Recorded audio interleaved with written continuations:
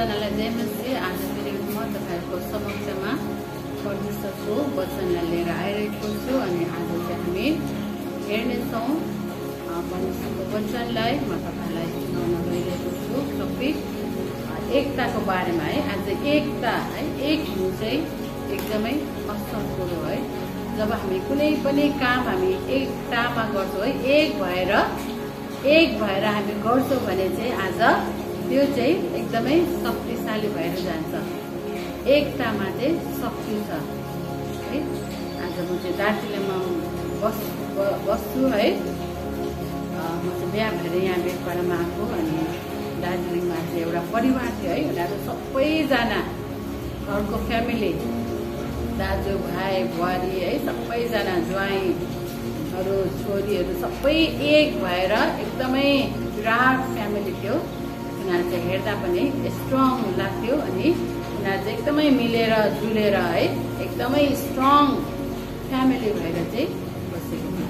त्यसरी जब हामी एक हुन्छ भने चाहिँ एकतामा चाहिँ आज शक्ति छ।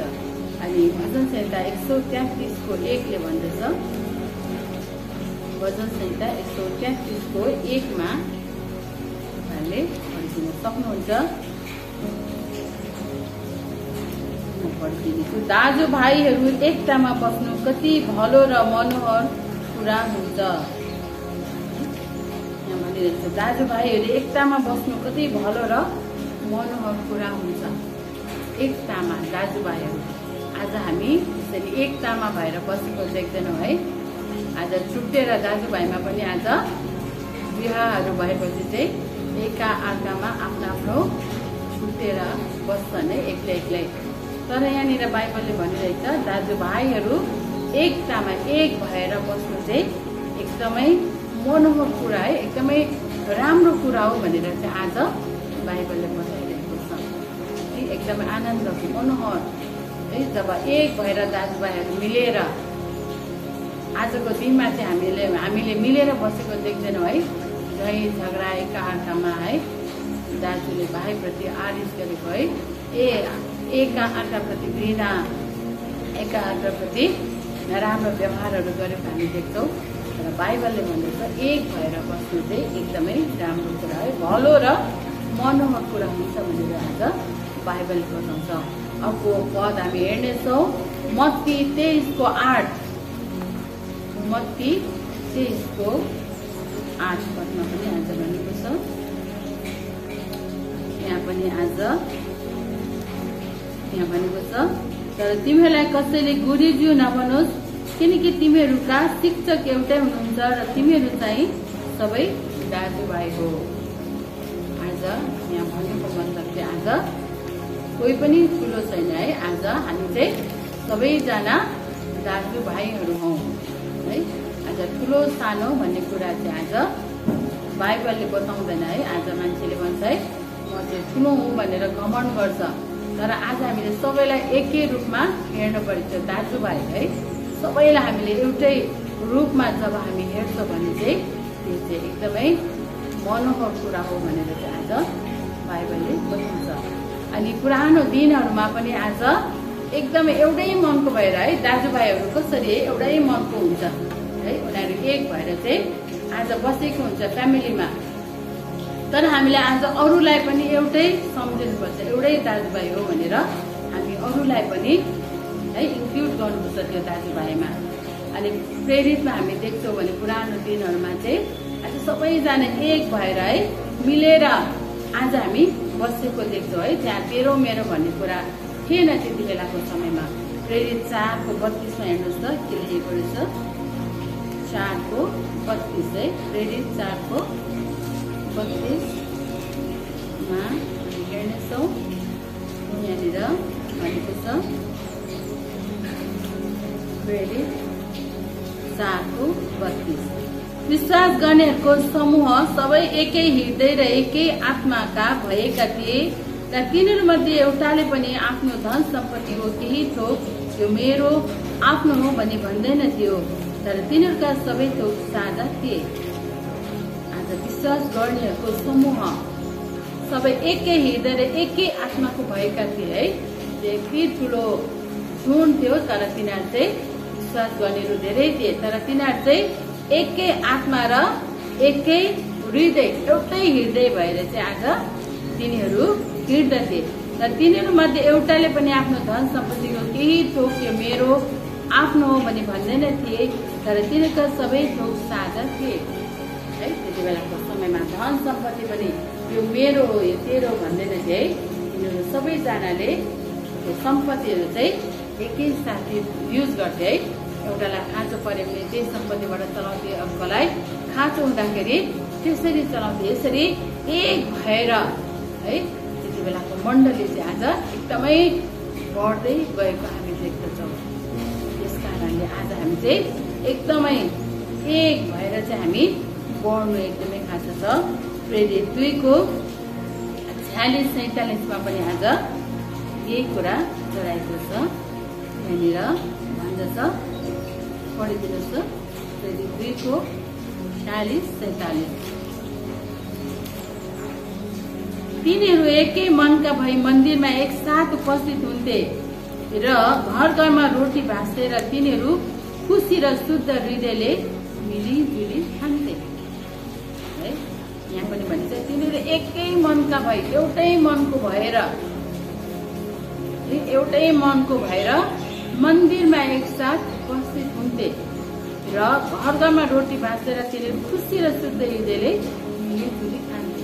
यहाँ पनि हामी देख्छौँ एउटै मनको भएर है। आज दोस्रो मन थिएन, एउटै मन हुँदा चाहिँ के गर्थ्यो, यिनीहरूले एकाअर्कालाई प्रेम है एकदमै खुसी आनन्दले एउटै मनको भएर मन्दिरमा तिनीहरू भेला हुन्थे है कुराको जीवनमा। अनि उनीहरू चाहिँ खुसी र शुद्ध हृदयले मिलिजुली खान्थे र परमेश्वरको प्रशंसा गर्दै र सबै मानिसहरूबाट सुविधा पाउँदै बस्थे। उद्धार पाउनेलाई प्रभुले दिनदिनै तिनीहरूको संख्यामा थपित हुनुहुन्थ्यो। अनि तिनीहरू एकै मनको भएर प्रशंसा गर्थे परमेश्वरको है। एकदमै मन्दिरमा उनीहरू भेला हुन्थे है। उनीहरू सँगै खान्थे, सँगै बस्थे अनि दिनदिनै यसरी एकै मन भएर उनीहरू चाहिँ प्रभुले यसरी बढाउँदै थियो। जब हामी यसरी एकै मनको भएर केही कुरा गर्छौँ भने चाहिँ आज प्रभुले चाहिँ आज हाम्रो बिचमा चाहिँ शक्तिशाली कामहरू चाहिँ आज हाम्रो जीवनमा गर्नुहुन्छ है। ऊ अर्को मनको, यो अर्को मनको है, विभिन्न मनको भयो भने चाहिँ आज त्यहाँनिर के हुन्छ, त्यहाँनिर चाहिँ फुट आउँछ है, लडाइँ हुन्छ, झगडा हुन्छ, हाम्रो वाद विवाद मिल्दैन। एउटाले के भन्छ, अर्कोले के भन्छ, अनि त्यत्तिकै के हुन्छ, झगडाहरू हुन्छ, निन्दाहरू हुन्छ। तर यहाँनिर एउटै कुरामा उनीहरू चाहिँ लागिरहेको थियो, एउटै कुरामा एउटै मनको एउटै चित्तको भएर चाहिँ आज भएको हुनाले चाहिँ प्रभुले तिनीहरूलाई चाहिँ दिनदिनै बढाउनु पर्यो है। यसरी आज हामी पनि आज प्रभुको काम बढाउन चाहन्छौँ भने चाहिँ आज हामीले के गर्नुपर्छ, एउटै मनको भएर एउटै चित्तको भएर चाहिँ आज हामी हिँड्नु एकदमै खाँचो छ। रोमी 12:16 आज भन्दछ, रोमी 12:16 के भनेको छ हेर्नेछौँ। रोमी 12:16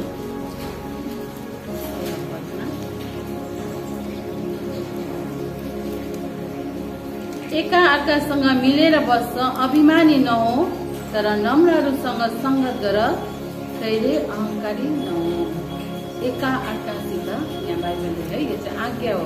एकाअर्कासँग मिलेर बस्छ, अभिमानी नहो तर नम्रहरूसँग सङ्गत गर, कहिले अहङ्कारी नहो। आज यहाँ बाइबलले सिकाएको छ है। एकदमै आज हामी चाहिँ के गर्नुपर्छ, मिलेर बस्नुपर्छ एकाअर्कासँग। अनि अभिमानी नहो, आज घमण्ड आज हामीले गर्नु हुँदैन है, घमण्ड। अनि एकदमै नम्र तर नम्रसँग सङ्गत गर। आज हामीले एकदमै नम्र भएर एकाअर्कामा हामीले सङ्गति गर्नु चाहिँ एकदमै खाँचो छ। अनि यसमा 14:19 पनि भनेको छ, 14:19 यसैले हामी यी कुराहरूको अनुसरण गरौँ जसले शान्ति ल्याउँछ अनि एउटाले अर्काको आत्मिक उन्नति गराउँछ। हामी यो कुराको अनुसरण गरौँ भन्ने चाहिँ केले चाहिँ शान्ति ल्याउँछ त्यो कुरामा हामी लागौँ। एउटै मनको हुनु है, शान्ति भनेको कुरा चाहिँ अब हामी जब मिलेर बस्यो भने चाहिँ त्यसमा शान्ति आउँछ होइन। यो कुराको अनुसरण गरौँ भने चाहिँ जब हामी शान्ति ल्याउँछ अनि एउटाले अर्काको आत्मिक उन्नति गराउँछ, जसले चाहिँ एउटाले अर्काको आत्मिक उन्नति गराउँछ भनेर चाहिँ यहाँ भनिरहेको छ है। एकदमै शान्ति ल्याउने हामीले चाहिँ प्रयास गर्नुपर्छ, त्यो कुरामा हामी चाहिँ लाग्नुपर्छ जसले चाहिँ शान्ति ल्याउँछ है।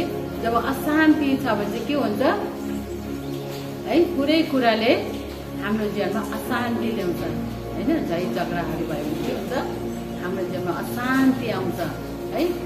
एकदमै फुट एकाअर्कामा फुट भयो भने अशान्तिहरू ल्याउँछ अनि हामी आफै ल्याउँछौँ त्यो अशान्तिहरू है। जब हामी कुराहरू गर्छौँ है, यताउता अर्कोलाई नराम्रो भन्छौँ, त्यो कुराले हाम्रो चित्तहरू दुख्छ अनि अशान्ति ल्याउँछ।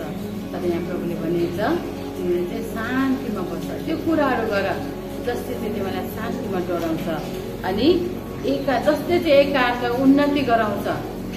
हामीले चाहिँ है त्यस्तो भनेपछि रिसहरू गर्नु भएन है। जब त्यो हामीले चाहिँ विशेष गरेर रिस राग गर्ने कुराहरू चाहिँ एकदमै भइरहेको छ होइन। त्यो माथि पुग्यो भने हामी त्यसको रिस गर्छौँ, तर हामीले रिसहरू गर्नु चाहिँ एकदमै छोड्नुपर्छ। एकाअर्काको ईर्ष्या है, रिस डाह निन्दा यो सबै कुरा छोडेर चाहिँ हामी चाहिँ शान्तिको पछि है लाग्नु परेको छ। अनि 15:5 र 6 पनि आज भनेको छ, स्थिरता र उत्साहका परमेश्वरले तिमीहरूलाई ख्रीष्ट यीशुसँग एक भएर एक अर्कोसँग एक चित्तका भई जिउन दिउन्, कि एकै मनका भएर एउटै स्वरले हाम्रा प्रभु यीशु ख्रीष्टका परमेश्वर र पिताको महिमा तिमीहरू गर्न सक्छ। आमेन है। आज के भनेको छ, स्थिरता र उत्साहका परमेश्वरले तिमीलाई ख्रीष्ट यीशुमा एक भएर एक अर्कासँग एक चित्तका भई जिउन एक चित्तको है।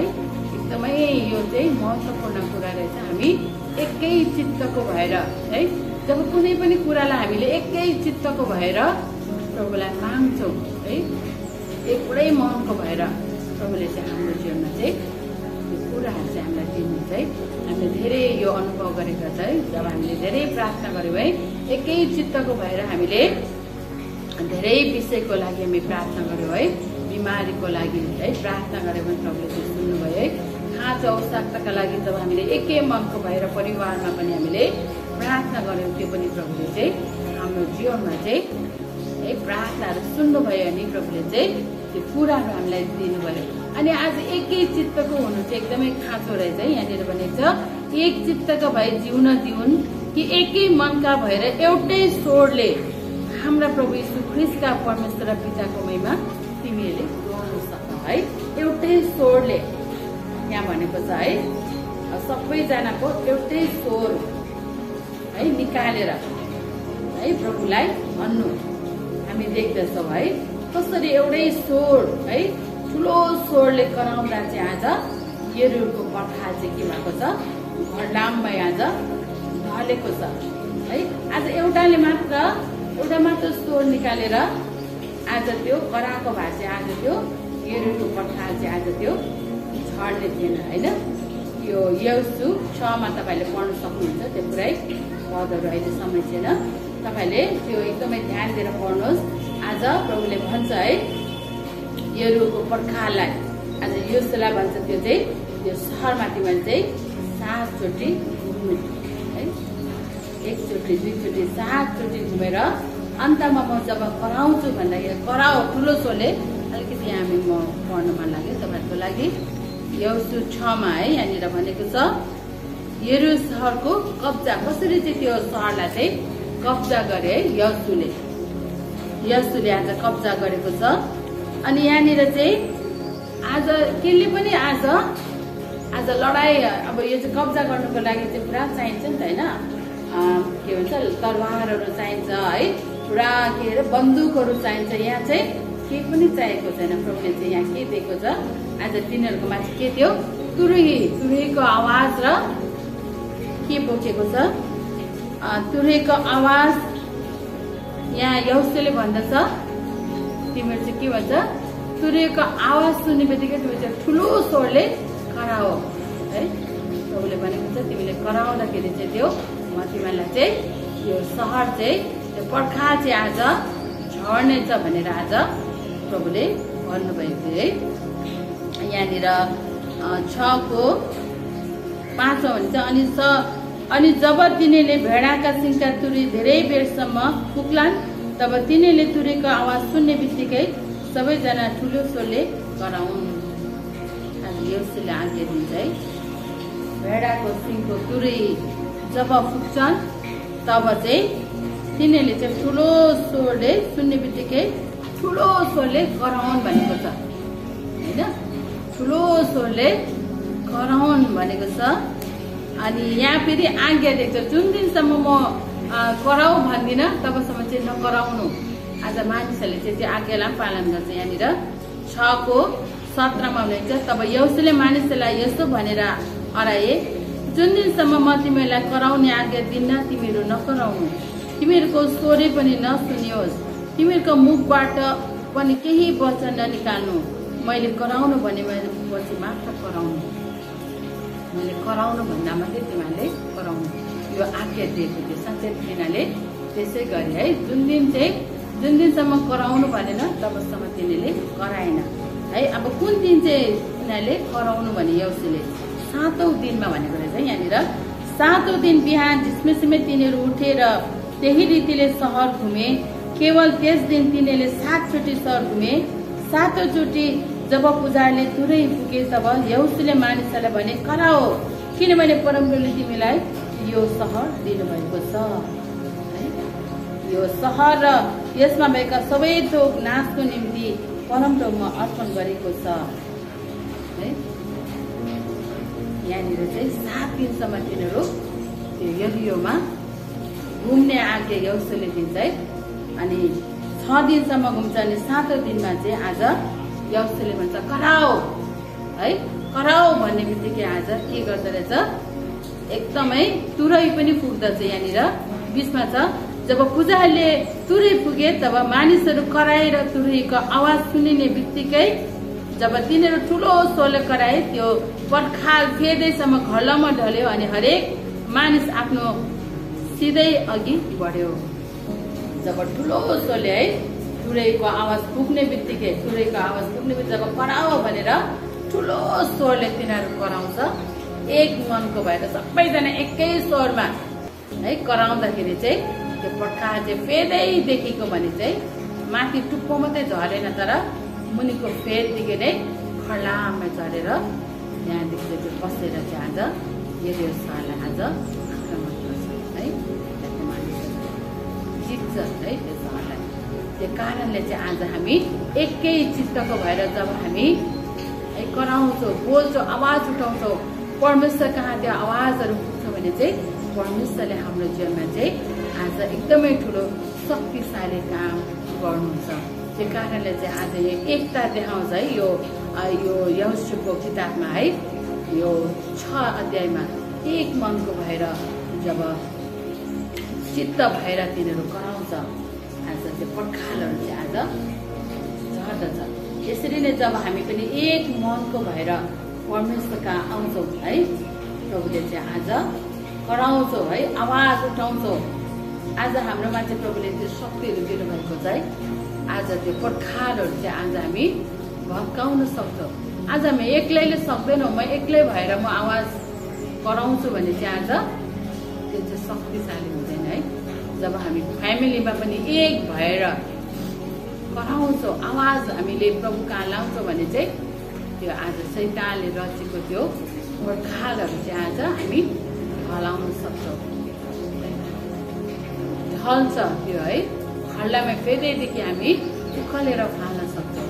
त्यो कारणले चाहिँ आज म तपाईँलाई यही भन्न चाहन्छु, अब हामी तपाईँहरू है अहिले सुनिरहनु भएकोलाई भिडियो है यो मेसेजलाई अब हामी एक भएर है परमेश्वरका हाम्रो आवाजलाई चाहिँ उठाउँ अनि परमेश्वरले चाहिँ आज हाम्रो बीचमा चाहिँ अब शक्तिशाली कामहरू गर्नुहुन्छ।